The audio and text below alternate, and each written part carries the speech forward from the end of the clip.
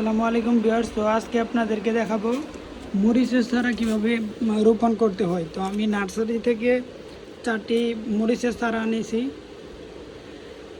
তো এই মরিচের চারাগুলো আপনারা দেখতে পাচ্ছেন যে খুবই সুন্দর, গঠনগুলো খুবই ভালো। এগুলো প্যাকেটের মধ্যে আছে, সবগুলো আমি আমার নার্সারির মধ্যে রোপণ করব। আমি আমার বাড়ির আঙ্গিনায় 4টা মরিচের চারা রোপণ করে দিব। তো এগুলো প্রথমে করতে হবে কি, আপনার এই প্যাকেটটা এখান থেকে কেটে নিতে হবে, কেটে পরে আর কি আপনার রোপণ করতে হবে। মরিচের গাছগুলো খুবই সুস্থ সবল আছে, দেখতে পাচ্ছেন 4টা মরিচের চারা। পাতাগুলো খুবই সবুজ, মানে খুবই পুষ্টিকর হয়েছে এই পাতাগুলো, দেখতে পাচ্ছেন এখানে। আর মাটিগুলো খুবই ভালো হয়েছে।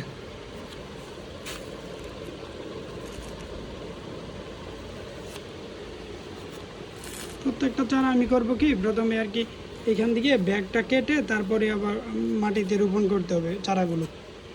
এখানে দেখতে পাচ্ছেন প্রত্যেকটা চারা আছে।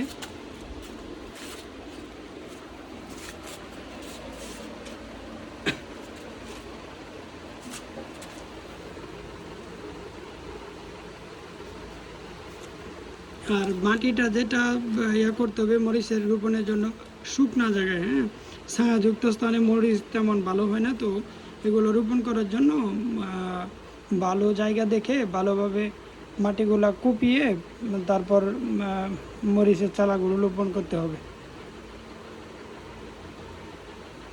আপনারা চাইলেও আপনাদের বিভিন্ন বাড়ির আঙ্গিনায় বা বিভিন্ন নার্সারিতে আপনারা এগুলা রোপণ করতে পারবেন। রোপণ করে আপনারা এগুলো থেকে কিছুদিন পরে দেখবেন থুকাই থুকাই এইসব জায়গা দিয়ে মরিচ বিভিন্নভাবে ধরে আছে।